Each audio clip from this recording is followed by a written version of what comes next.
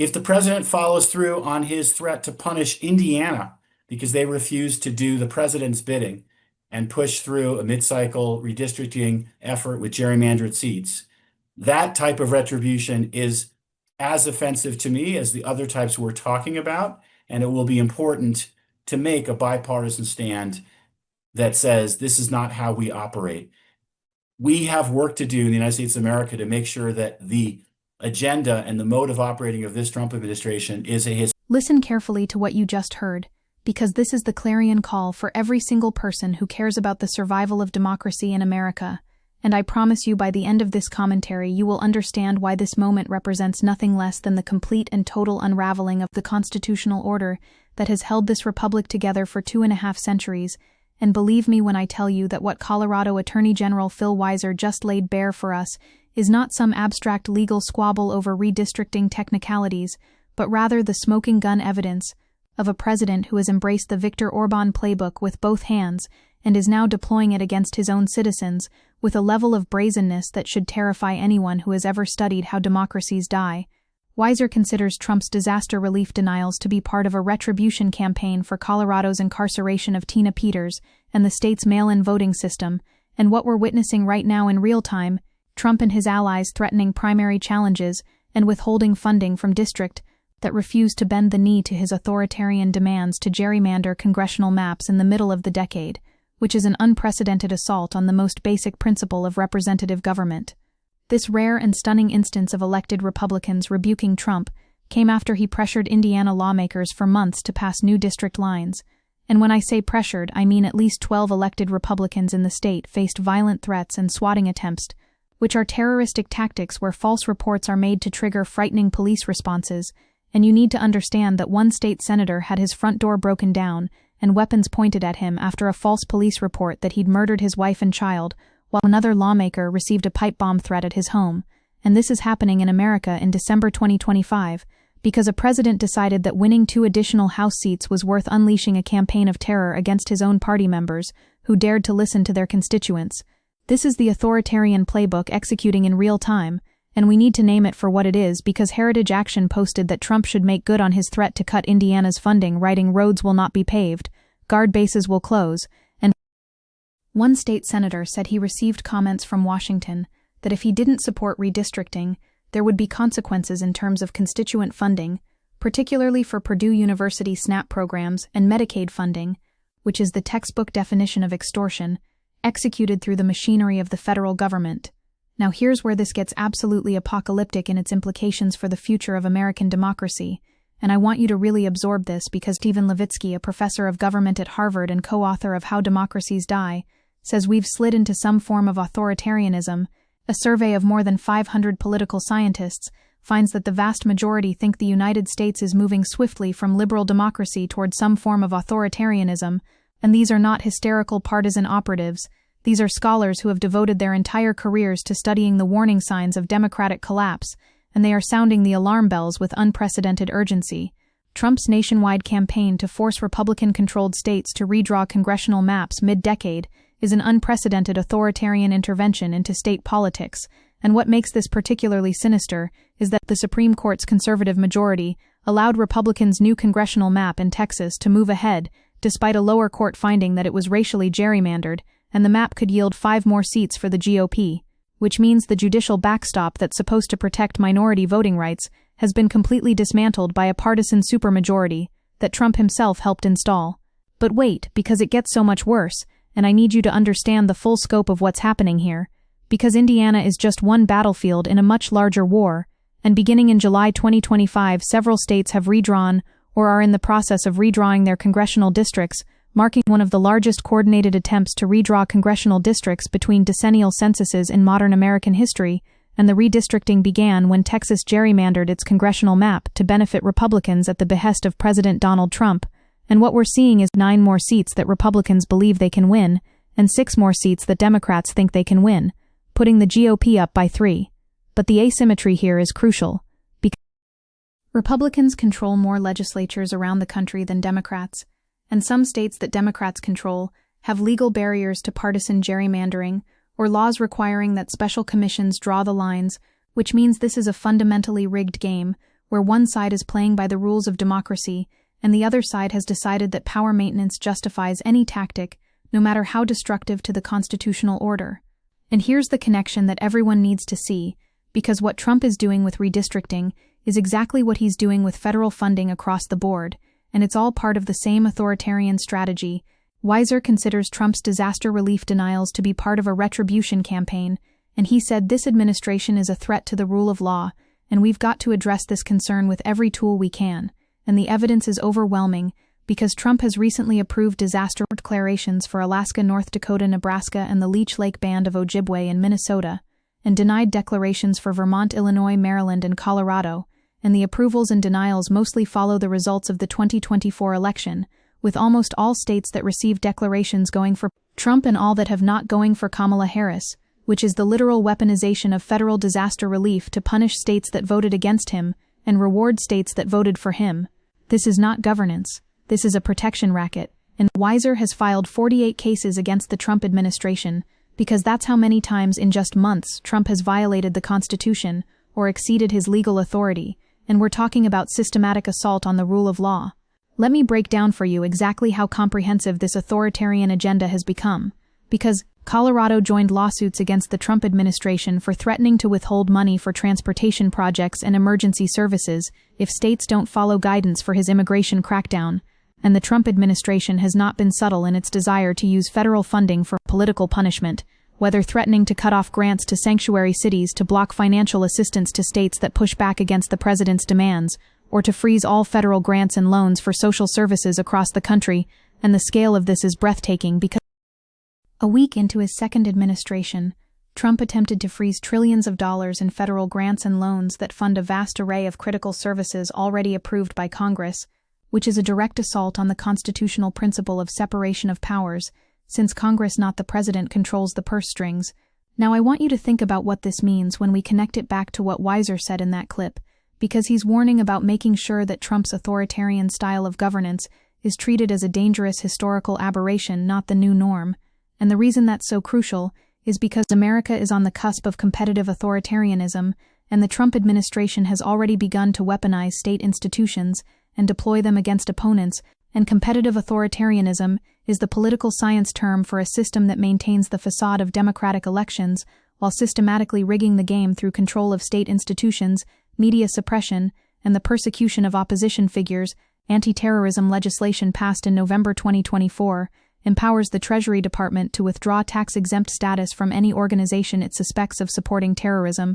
without having to disclose evidence, and Trump could use it as a sword against those he views as his political enemies. Which means every nonprofit, every advocacy organization, every university could have its tax-exempt status revoked on the president's whim, with no due process and no evidence required. And here's where the Indiana redistricting fight becomes absolutely paradigmatic of the larger crisis, because what happened there shows both the authoritarian playbook in action and the possibility of resistance. And the Indiana Senate voted 31-19 against the congressional redistricting, and the defeat in the Indiana Senate, where 40 of the 50 members are Republicans, is the first time Trump's redistricting campaign has been voted down by members of his own party, which is remarkable because Trump and Indiana's Republican governor threatened to back primary challenges against senators who wouldn't get on board, and despite that, one Republican senator said, "I'm a Christian first, then an American, then a conservative, then a Republican in that order, and I'm confident that my vote reflects the will of my constituents,"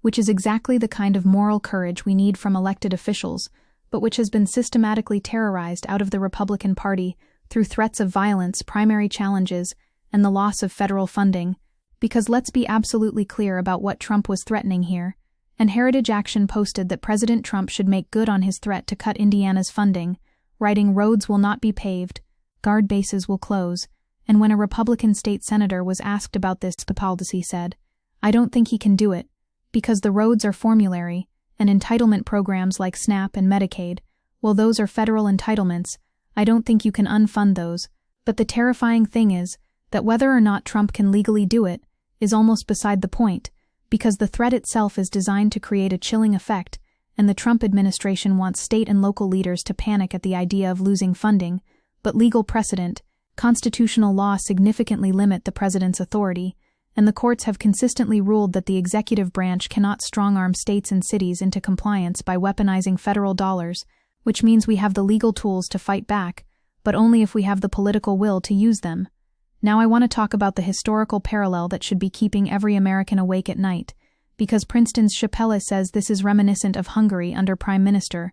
Viktor Orbán, and Orbán took aim at the business model of Hungarian media, which heavily relied on state advertising, and overnight he cuts all the advertising to the independent and opposition media, and they all have a hole blown in their budget, and Trump has withheld or threatened to withhold billions of dollars from universities, including Harvard, Princeton, and Columbia, citing concerns about anti-Semitism, and Chappelle says Orbán also targeted universities that had been critical of his government, which is the exact same playbook being deployed here in America right now. And Orbán's Hungary is the case study that every scholar of authoritarianism points to as the model for how you dismantle democracy from within, while maintaining the formal structures of elections and constitutionalism. You choke off funding to independent institutions, you threaten primary challenges to anyone who dissents, you pack the courts with loyalists, you gerrymander districts to make it impossible for the opposition to win majorities, and you use the threat and reality of violence to terrorize people into compliance. And that is precisely what Trump is doing right now in America. And what makes this moment so dangerous is that almost every single threat outlined has precedent in the first Trump administration, and the seeds were sown early on for the vast expansion of executive power that we're anticipating in a second Trump administration, which means this isn't new, but it's accelerated and systematized. Trump's early second-term executive orders were made possible by dangerous speech that came before them, and they were not responses to real-world crises. They were part of a plan, many of them ready to go on day one, and research shows that feelings of chaos or societal breakdown often drive support for authoritarian leaders who capitalize on that fear, portraying migrants, minority groups, and political opponents as existential threats and asserting themselves as the only option for rescue, which is exactly the rhetorical strategy Trump has used to justify everything from mass deportations to the deployment of federal troops to the gerrymandering of congressional districts. So let's come back to what Weiser said about making a bipartisan stand, because that's the key. And some Republican lawmakers noted the push was coming from outside Indiana and said their constituents did not support mid-cycle redistricting, and a November poll found that 90% of Indiana Republican voters surveyed viewed Trump favorably, but only 53% approved of the redistricting, which shows that even Trump supporters understand that there's something fundamentally wrong about gerrymandering in the middle of the decade to rig elections. Ultimately, the months of pressure from Trump and his supporters from outside Indiana to pass a redrawn map backfired, and the result was one of the biggest rejections that Trump, who has otherwise largely ruled over the GOP with an iron fist, has faced since returning to office, which proves that resistance is possible, but only when people are willing to stand up even in the face of violent threats and the loss of federal funding. And we need to understand the stakes here, because this isn't just about redistricting, this is about whether we're going to have free and fair elections at all. And since the beginning of Trump's second presidency, Trump has wanted to protect the narrow Republican House majority in the 2026 midterm elections to prevent Democratic gains which would hamper his administration's ability to carry out its plans. And what that means in plain English is that Trump knows his policies are unpopular, he knows he's going to lose seats in the midterms under normal circumstances, so he's attempting to gerrymander his way to maintaining power, which is the definition of authoritarianism, because democracy means you have to win elections by convincing voters that your policies are good, and authoritarianism means you rig the system so you can't lose, no matter what voters want. And here's what should absolutely enrage every single person watching, because a Trump-appointed judge wrote in the ruling, striking down Texas's new redistricting map, the public perception of this case is that it's about politics. And to be sure, politics played a role, but it was much more than just politics, because substantial evidence shows that Texas racially gerrymandered the 2025 map, and even after a federal court found that the map was racially gerrymandered, the Supreme Court stayed the district court ruling in a 6-3 decision, allowing Texas to use the map in 2026, which means the Supreme Court's conservative supermajority is actively enabling racial gerrymandering to help Republicans maintain power. The dissenting opinion written by Elena Kagan argued that the majority was not following the appropriate standard of review, stating, "We are a higher court than the district court, but we are not a better one when it comes to making such a fact-based decision," which is judicial restraint language for the majority, just decided to ignore the facts because they wanted the political outcome. Now let me tell you why the Colorado angle is so important here, because During an early September press conference announcing the Space Command move, Trump said, "The problem I have with Colorado, one of the big problems, they do mail-in voting, so they have automatically crooked elections," and Weiser argues in a federal court filing that Trump's motivations make the move unconstitutional because the Constitution does not permit the executive to punish or retaliate against states for lawfully exercising sovereign powers reserved for the states. And this is crucial because Trump is openly admitting that he's punishing Colorado for having a voting system he doesn't like, which is a direct violation of federalism and the separation of powers, but he doesn't care because he's discovered that he can just do it, and the Republican Congress won't stop him, and the conservative Supreme Court will let him get away with it. And the pattern is everywhere you look, because Trump repeatedly attacked Blue America on the 2024 campaign trail, and he vowed to withhold federal funding from schools in blue states that teach certain topics, and he mused about investigating Marxist local district attorneys, and Connecticut's Democratic governor said that in the Trump era, to be a Democratic governor or a Democratic-leaning state is to be punished, which is the breakdown of the basic compact of American federalism, where the federal government is supposed to serve all Americans, regardless of how they voted, and instead what we have is a president who is using every lever of federal power to reward loyalists and punish dissidents, which is the behavior of a crime boss, not a constitutional officer. Let me give you the theoretical framework for understanding what's happening, because a weaponized state is not merely a tool to punish opponents, but can also be used to build support in governments in competitive authoritarian regimes, routinely use economic policy and regulatory decisions to reward politically friendly individuals, firms, and organizations, and it's harder to see the opposition that might have materialized in a less threatening environment, but never did the young lawyers who decide not to run for office, the aspiring young writers who decide not to become journalists, the potential whistleblowers who decide not to speak out, the countless citizens who decide not to join a protest or volunteer for a campaign, which is the insidious nature of authoritarianism, because the repression works by making people censor themselves out of fear, and we'll never know how many people in Indiana decided not to oppose redistricting because they were afraid of being swatted or having a pipe bomb sent to their house or losing federal funding for their district. And the disaster relief denial is such a perfect encapsulation of this dynamic, because Trump denied fire and flooding disaster relief requests from Colorado after August's Elkin Lee fires damaged crucial electric lines and October's record-breaking flooding damaged drinking water and wastewater infrastructure, and the state estimates initial damage from the fires totaled about $27 million, and the flooding at least $13 million, which are real people's lives and real communities that have been devastated, and Trump is saying you don't get federal help because your state voted against me and had the temerity to prosecute election fraudsters and use mail-in voting, which is a voting method that's been used safely for decades and which actually increases democratic participation. But here's the thing that should give us hope even in the darkness, because resistance worked in Indiana. Ultimately, the months of pressure from Trump backfired, and on Thursday Leasing joined a majority of Republicans in the state Senate in voting to sink the map in the face of potential future primary challenges, a flurry of online attacks and in some cases violent threats, and that took extraordinary courage, but it shows that authoritarianism is not inevitable. Authoritarian regimes are often much weaker and more fragile than they appear on the surface, and one scholar said, "I don't have a lot of faith in the ability of government to limit Trump, but I have a lot of faith in the American people, and that's what we need to hold on to, because the institutions may be captured, but the people still have power if we're willing to use it." And Democratic state executives announced a new group, Governors Safeguarding Democracy, to take legal actions to counter what Colorado Governor Jared Polis says are any threats to our democracy that come from any president or from foreign powers, which is the kind of coordinated resistance we need. And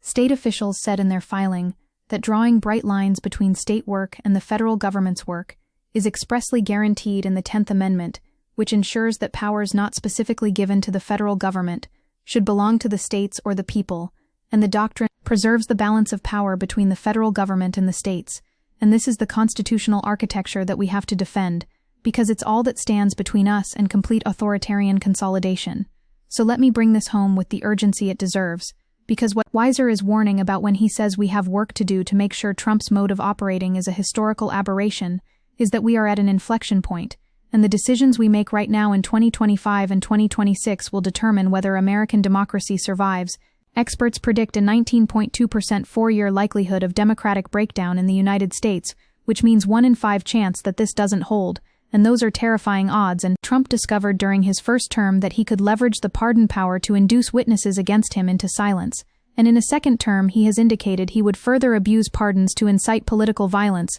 incentivize lawbreaking for his benefit, and render himself above the law, which is exactly what he did by pardoning the January 6th insurrectionists, which sent the message that political violence in service of Trump will be rewarded, not punished. The authoritarian playbook is executing right in front of us, and the Indiana redistricting fight shows us both how it works and how it can be stopped. But we need to understand the stakes because the Trump administration has launched a concerted drive to undermine American elections, and these moves are unprecedented and in some cases illegal, and a clear pattern suggests a growing effort, and as the 2026 midterms approach, that effort will likely gather momentum, which means the next year is absolutely critical, and we cannot afford to look away or normalize what's happening, because we are a democracy, not a monarchy, and this executive order is an authoritarian power grab, and Trump is prioritizing his own quest for unchecked power above the rights and will of the public, and his voting executive order threatens that if states do not comply, they could lose federal funds and face potential action from the Attorney General,